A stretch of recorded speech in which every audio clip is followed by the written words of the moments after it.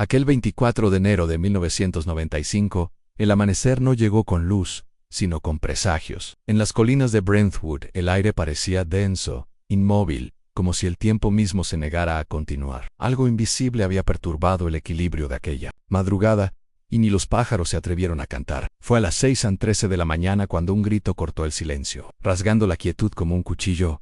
«Está muerto, está cubierto de sangre.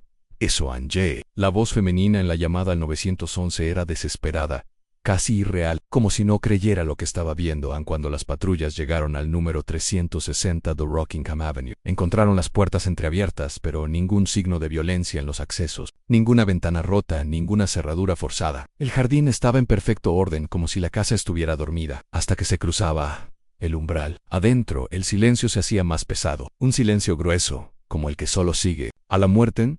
El cuerpo de O.J. Simpson yacía en la base de la gran escalera principal, su cabeza ladeada contra el primer escalón, el torso abierto por 3 heridas, que parecían más quirúrgicas que salvajes. No había desorden, ni muebles volteados, ni objetos fuera de lugar. Solo el cuerpo, el charco de sangre, y una atmósfera irrespirable que lo envolvía. Todo. La detective María Velázquez fue una de las primeras en llegar. Su rostro, endurecido por años de casos sin resolver, no mostró emoción por los sollozos. Cian pestañeó una sola vez al ver la escena, como si acabara de leer una frase que ya había leído antes. Observó al forense moverse con cuidado. El rigor mortis indicaba que Simpson había muerto entre las 3:10 y las 3:30 de la mañana, sin señales de lucha, sin marcas defensivas. Todo sugería que conocía a su asesino, o que no tuvo tiempo de reaccionar. En su mano derecha, ligeramente cerrada, sostenía un pedazo de tela negra, una fibra de cuero fino, recortada irregularmente, como si hubiera sido arrancada. La textura sugería un guante,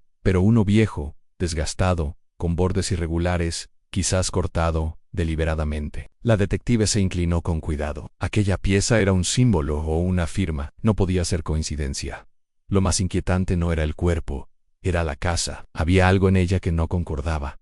Los cuadros, perfectamente colgados, las luces apagadas excepto una lámpara lejana en la sala de estar, y el teléfono inalámbrico caído a apenas 1 metro del cadáver, fuera de su base, como si hubiera intentado marcar, como si hubiese alcanzado a buscar ayuda, pero se le hubiera acabado el tiempo. Velázquez examinó las escaleras. Cada peldaño, desde el primero hasta el cuarto, estaba manchado con pequeñas gotas de sangre, como una especie de eco descendente, una caída lenta, meditada. No era una escena de crimen impulsiva. Era teatral, estudiada, dirigida. En la sala, sobre una de las paredes, alguien había escrito con sangre: en el ciclo siempre se cierra. La frase no era solo inquietante, era personal. Alguien que creía tener una deuda pendiente. Alguien que consideraba esto más que un crimen, una ceremonia. La detective llamó a los técnicos. Revisaron cada rincón. No se encontraron huellas, ajenas a las del personal habitual y las de Simpson. Las cámaras exteriores, curiosamente, habían sido desactivadas entre la medianoche y las 5 de la mañana. Nadie supo decir cómo.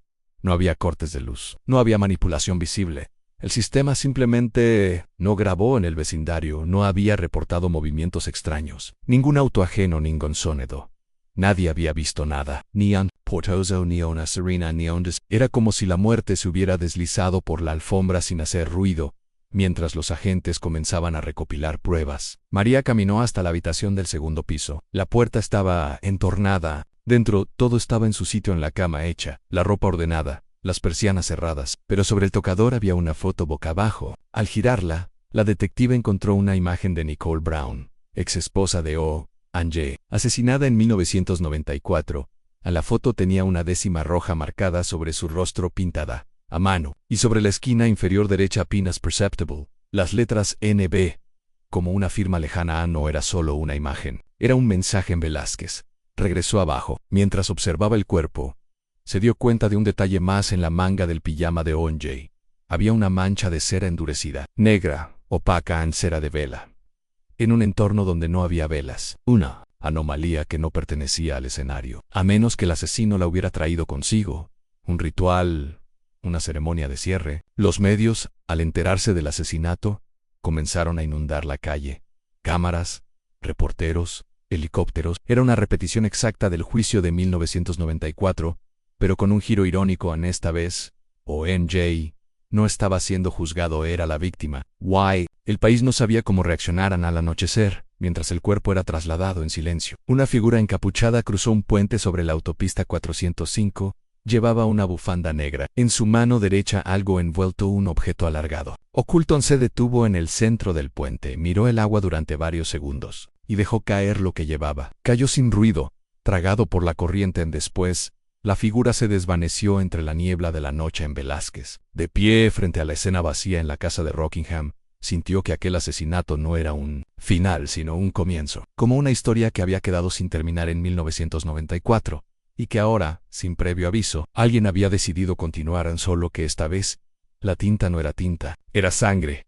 Y el narrador no tenía rostro. Solo cicatrices, quien mató a O.J. Simpson. ¿Y por qué parecía que todo había sido inevitable? El ciclo se había cerrado, pero dentro de ese círculo, algo más oscuro empezaba a moverse en algo que aún no había dicho su última palabra.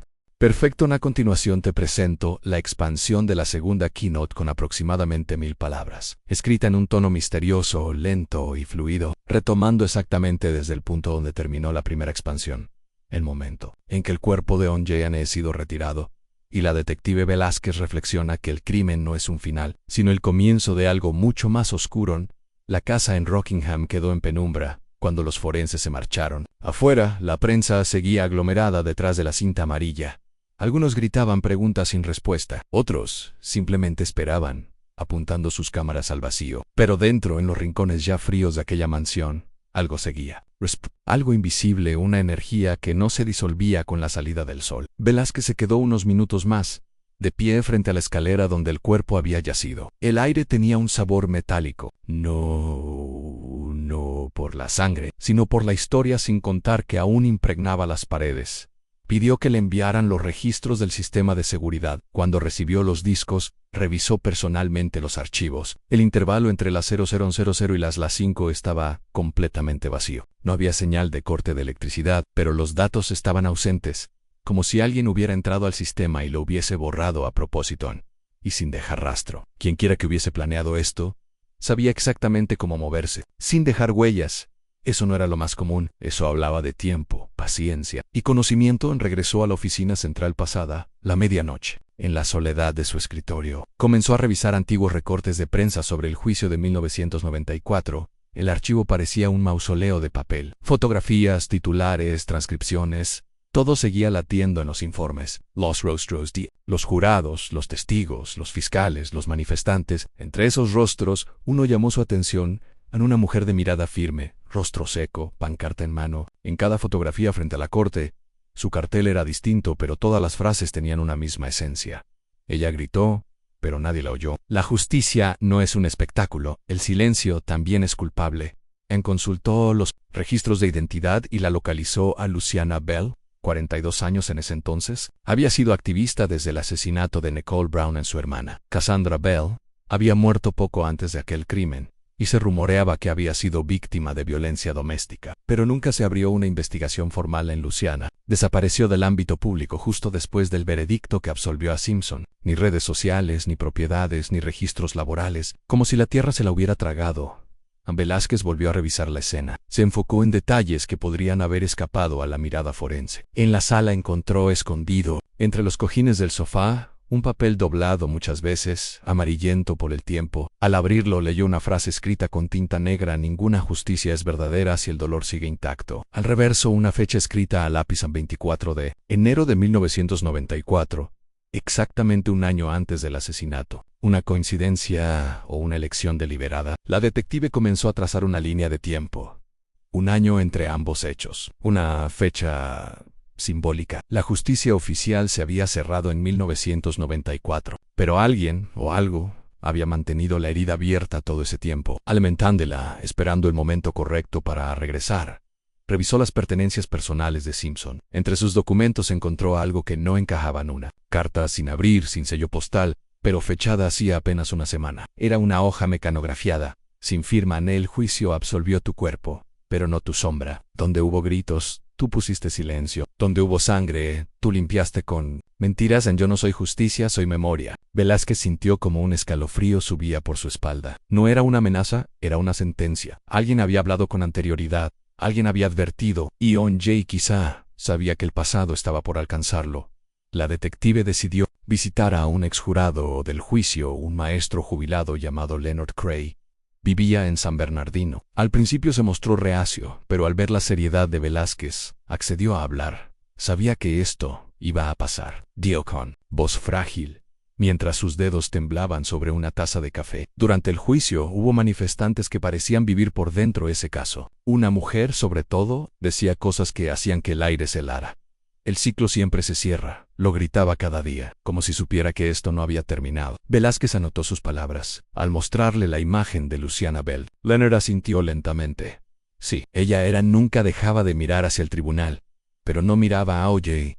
ni a los abogados, nos miraba a nosotros, como si fuéramos los culpables. La detective regresó a la ciudad con un peso nuevo en los hombros. La motivación del crimen comenzaba a perfilarse. No era venganza común.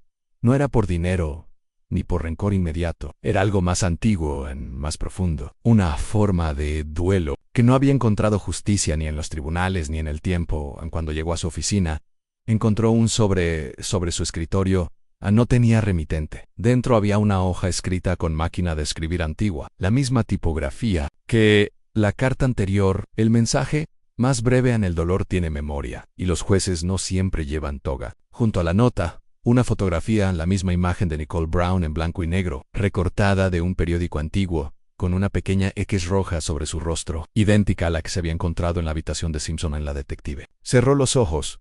Por un momento, supo entonces que estaba siendo observada. El asesino no solo había actuado, ahora jugaba con ella, la había elegido. Y lo peor no era no saber quién era. Lo peor era sentir en el fondo que esa voz que hablaba, Ontrailet, no estaba del todo equivocada. Quizá el verdadero crimen no fue el asesinato de O.J. Simpson, lo que no se resolvió 30 años antes. Y ahora, el ciclo estaba girando de nuevo. Más decidido, más irreversible.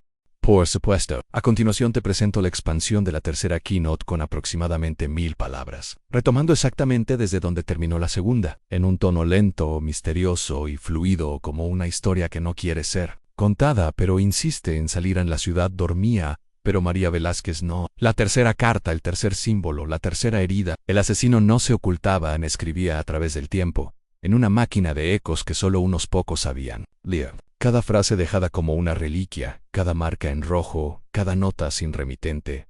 No eran pistas, eran pasos. Y ella sentía que sin quererlo, los estaba siguiendo, hacia algo que aún no tenía nombre en esa noche.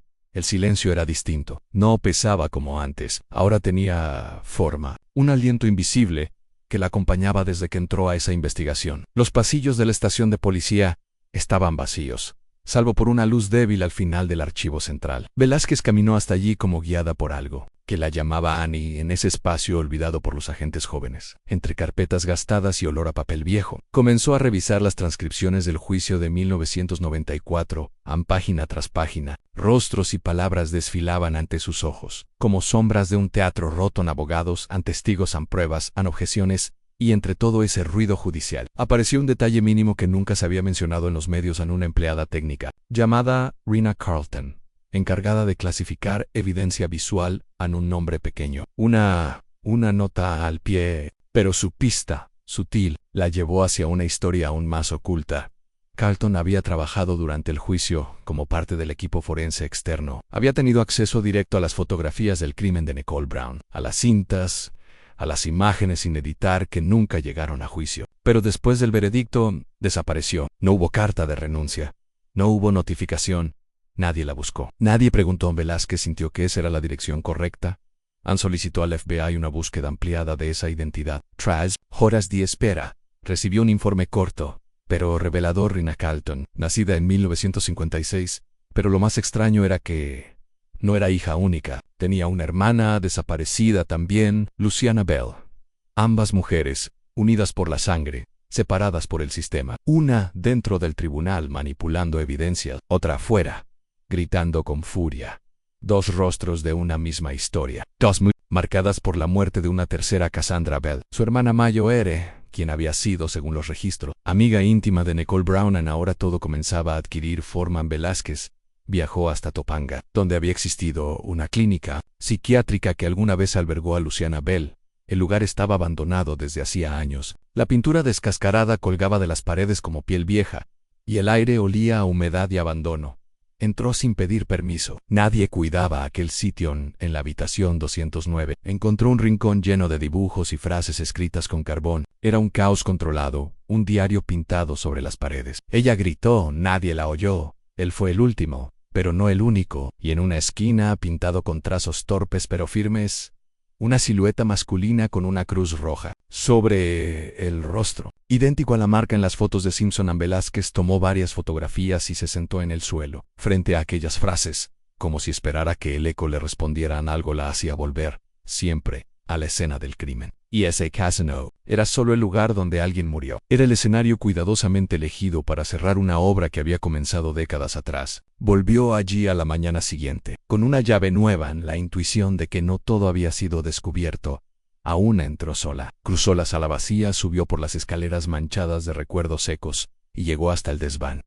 Una tabla que sobresalía apenas de la pared del fondo, y encontró una caja oculta. No era grande, pero su contenido bastó para apagarle el aliento. Había dentro varias fotografías, algunas recortadas de revistas antiguas, otras tomadas en secreto. En una de ellas, Nicole Brown caminaba con sus hijos, justo un mes antes de su asesinato. Otra mostraba a Cassandra Bell en una cafetería, tomada desde afuera, como una vigilancia. La última, la más reciente, mostraba a O.J. Simpson en un parque, rodeado de gente, con una cruz negra pintada sobre su rostro. La caja también contenía una llave oxidada, con las iniciales NB grabadas. Velázquez recordó inmediatamente la dirección de la antigua casa de Nicole Brown, demolida tras el juicio, pero había una estructura pequeña que se había salvado en una especie de bodega de servicio. Más tarde convertida en propiedad privada, consiguió una orden para inspeccionarla. La caseta estaba polvorienta. Sarada Khan, Condado Alfosa, encontró un interior en ruinas, pero en el suelo, debajo de una losa suelta, había una caja fuerte. Dentro, un cuchillo envuelto en una bufanda negra, un mechón de cabello rubio, y un guante en el otro guante. No una copia, no un accesorio, el par exacto del guante infame del juicio, el que no le quedaba a Simpson, el que cambió el curso de la historia. Velázquez lo sostuvo entre sus manos enguantadas, y comprendió que lo que tenía ante sí no era solo una prueba, era una pieza olvidada del juicio original. Una prueba que nunca se presentó, una prueba que alguien guardó para cuando llegara el verdadero final, y entonces lo vio. Al fondo de la caja, una cinta etiquetada Andresa Emian, confesión. No do. Tomó todo, lo embodegó en evidencia y regresó a la estación aquella noche. En el laboratorio, encendió un reproductor de cintas viejo, de esos que ya casi nadie usaba. La pantalla parpadeó. Ali estaba una figura sentada frente a la cámara, medio rostro oculto, la voz limpia, sin distorsión. Esto no es una confesión, es una recuperación. No maté por rabia, mate por memoria. La figura giró la cámara, enfocó el modelo de la escena del crimen, y continuó. Nicole no gritó, porque ya no tenía voz, así que yo grité por ella. La síntesis. Cortón y María Velázquez entendió que no solo estaba frente a un asesinato, aún estaba frente a una obra de justicia artesanal que se tejió en silencio durante años, esperando el momento justo para abrir la cicatriz. Y lo más inquietante es que esa cicatriz aún no había terminado de sangrar. Claro, a continuación, te presento la expansión completa de la cuarta keynote con aproximadamente 1000 palabras, retomando exactamente desde donde terminó la tercera parte, manteniendo el tono lento, misterioso y fluido, como si la historia se revelara paso a paso desde lo más profundo de un crimen que aún respira en el silencio tras la cinta. No fue como los demás silencios. No era ausencia de sonido, era presencia de algo, un susurro apenas perceptible, una vibración que pareció invadir la sala de pruebas donde María Velázquez había presenciado la grabación. Se quedó sentada frente al monitor varios minutos después de que la imagen se apagó, como si esperara que la figura encapuchada volviera a aparecer, pero no volvió. Solo el parpadeo azul del fin de la cinta en esa voz. No era una voz cualquiera. No tenía rabia, no tenía apuro. Hablaba como quien ha aceptado su destino, como quien ha vivido demasiado tiempo cargando un dolor que ya no puede seguir en silencio. Las palabras no fueron una confesión, fueron un manifiesto, un legado, una advertencia. Velázquez regresó a su escritorio con la cinta en mano. Sobre la mesa desplegó todo lo que había recogido en la investigación en la bufanda negra: el cuchillo, el guante perdido en el mechón de cabello, las fotografías marcadas, el cuaderno hallado en la caja oculta lleno de nombres, fechas, recortes, rostros femeninos que la historia había olvidado. Cada uno de esos elementos no era una prueba, sino una pieza de un ritual, no uno religioso, sino un ritual de memoria. Un juicio paralelo envolvió al cuaderno. El nombre de Cassandra Bell aparecía repetidamente, casi con obsesión. Velázquez descubrió al revisar informes de casos antiguos, que la muerte de Cassandra había sido tratada como un suicidio por ahorcamiento en 1993. Pero lo que ahora se hacía evidente era que en el informe forense original existían irregularidades, fotografías omitidas, muestras sin etiquetar, marcas en la piel que no concordaban con la mecánica del ahorcamiento. Podría ser que Cassandra también había sido asesinada, y que como Nicole Brown había sido silenciada por un sistema ciego, rápido, cómodo. Cada línea conducía a la misma figura: Luciana Bell, Eugenia Carleton, o la amalgama de ambas, convertida en algo más que una mujer, convertida en una sombra, una presencia paciente que durante años había reunido pruebas, conectado nombres, ocultado verdades y esperado a que la justicia oficial terminara. Para comenzar la suya, la detective no pudo ignorar un hecho escalofriante en todo. Lo hallado parecía haber sido puesto no para ocultarse, sino para ser encontrado por ella. La forma en que las pruebas aparecieron en las cartas, las fotos, las pistas, todo parecía cuidadosamente diseñado para que Velázquez fuera no solo la investigadora, sino la testigo final, la receptora del mensaje. Y luego llegó el sobre. Apareció al día siguiente sin sello, en el buzón de la puerta trasera del departamento de homicidio. Dentro, una sola hoja escrita con cera negra sobre papel blanco. La letra era pausada, firme, trazada con lentitud casi reverencial. Ahora comprendes, no era venganza, era restauración. No lo hice por Nicole ni por Cassandra, lo hice por todas, por cada nombre olvidado, por cada mujer reducida a número de caso. Tú fuiste elegida porque oíste lo que nadie quiso oír. Estás cerca, solo falta un paso. Y entonces, la historia tendrá su cierre. No había firma, solo una fotografía en Velázquez misma, captada desde lejos, al salir de su oficina. La noche anterior no había duda. El asesino, o la asesina, la vigilaba y la guiaban. A partir de entonces, cada paso que daba parecía llevarla más hondo, en una historia que no comenzó con O.J. Simpson, sino mucho antes, en un sistema entero, reflejado en un solo juicio, una absolución que fue más que un veredicto, fue un permiso para callar, para encubrir, para ignorar. Volvió a mirar la cinta de la confesión. Esta vez no se fijó en las palabras, sino en los detalles del fondo, en la textura de la pared, una figura de madera a medio quemar, una ventana en forma de arcón. Hizo una búsqueda de lugares con arquitectura similar, y así encontró el último eslabón en una capilla abandonada en las colinas de Mulholland Drive, un lugar que había pertenecido a una familia religiosa en los años 60, luego vendida y olvidada. La propiedad ahora figuraba a nombre de una fundación desaparecida. Todo apuntaba a un sitio ideal para alguien que quisiera esconderse. Reveler algo. Velázquez fue sola. El atardecer teñía los árboles de naranja cuando llegó. La capilla, cubierta de musgo y silencio, parecía resistirse a ser descubierta. Abrió la puerta principal con un leve empujón. El interior estaba en ruinas, las bancas cubiertas de polvo, el altar ennegrecido por el tiempo. Al fondo, una luz encendida, una única lámpara, y junto a ella una figura de pie, de espaldas tan alta, delgada, inmóvil. Cuando la figura giró, la detective sintió que algo dentro de ella se rompía y se rearmaba al mismo tiempo. No era miedo, era algo más antiguo, algo que tenía nombre pero que nadie se atreve a pronunciar en voz alta. En verdad, llegaste, dijo la mujer. Era Luciana Bell. Su rostro estaba envejecido, pero sereno. No llevaba armas. No huyó. Gritó. Solo extendió las manos, y en ellas, una caja. Velázquez la tomó con cautela. Dentro había una última cinta, un video corto en un archivo titulado la sentencia. Luciana la miró a los ojos. No necesito que me arrestes. Condenada. Tuviste lo que nadie quiso ver. Ahora sabrás por qué todo esto tenía que pasar. Y con paso lento, Luciana se giró y desapareció entre los escombros de la capilla, como si el mismo edificio la hubiera absorbido. A Velázquez regresó sola en esa noche. Encendió la cinta final y entendió que lo que comenzó como un asesinato era en realidad un juicio postergado. Un juicio sin jueces, sin público, sin abogados, solo con memoria. Un juicio hecho por una mujer convertida en un eco que aún seguía respirando.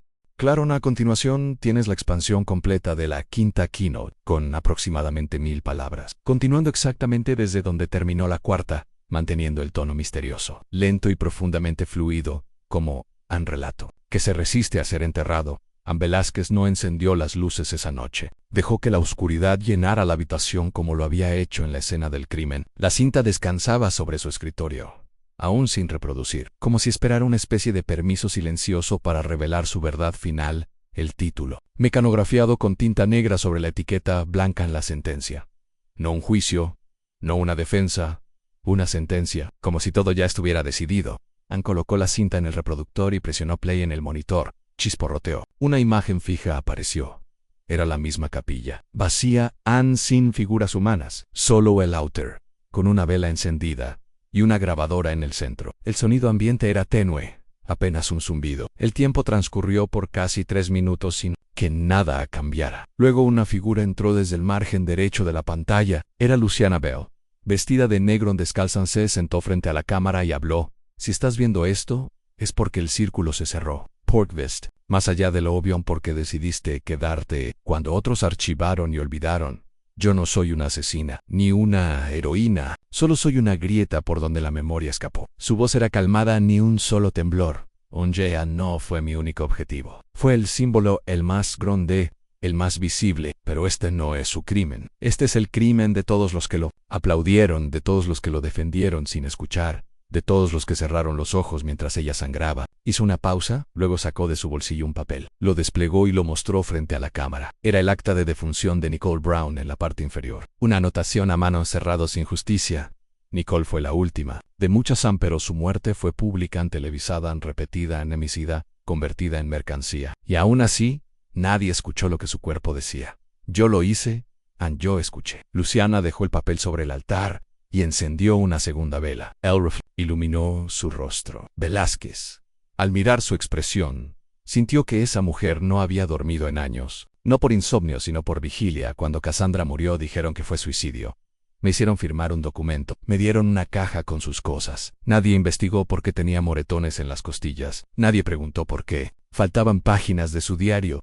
Ann Solon lo cerraron. Como cerraron a Nicole, como cerraron a tantas otras. La grabación cambió de ángulo. La cámara ahora apuntaba a una mesa llena de recortes a nombres de mujeres. Fotos de archivos policiales. Casos no resueltos. El mismo patrón, todas víctimas de violencia. Todas con denuncias previas, todas con finales oscuros, todas ignoradas. La cámara regresó a Luciana. Pasé 10 años aprendiendo, estudié Derecho en Psicología, Criminology, pero no para defender, sino para comprender cómo se rompe el sistema por dentro. Y cuando entendí, no me quedó más que actuar, porque si yo no hablaba, entonces ellas seguirían calladas. Entonces, Luciana sacó una caja pequeña, la abrió lentamente dentro. Había 3 objetos en una cruz de madera quemada, una cadena rota y una bala sin disparar. Esta cruz era de Nicole, la tenía en su casa. Esta cadena era de Cassandra. Yo la encontré en su habitación, doblada en su puño. Esta bala es para mí, porque después de todo esto, no puedo seguir caminando por este mundo como si no lo hubiera tocado con sangre. Velázquez se inclinó hacia la pantalla. Las últimas palabras de Luciana eran una confesión sin culpa. No pedía perdón. Buscaba redención en solo verdad. No me busques, no me atrapes. No, ya fui todo eso durante años. Fui la hermana que gritó en silencio.